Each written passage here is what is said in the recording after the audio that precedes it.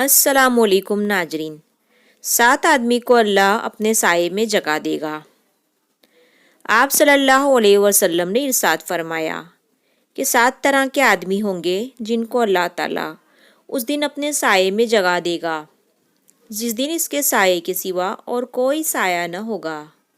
اول، انصاف کرنے والا بادشاہ۔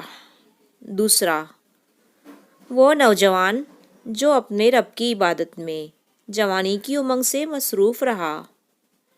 تیسرا، ایسا شخص جس کا دل ہر وقت مسجد میں لگا رہتا ہو۔ چوتھا، ایسے شخص جو اللہ کے لیے باہم محبت رکھتے ہیں۔ پانچواں، وہ شخص ہے جسے کسی باعزت اور حسین عورت نے بلایا لیکن اس نے کہہ دیا کہ میں اللہ سے ڈرتا ہوں۔ چھٹا، وہ شخص ہے جس نے صدقہ کیا لیکن اسے پوشیدہ رکھا کہ اس کے بائیں ہاتھ کو بھی پتہ نہ چلے۔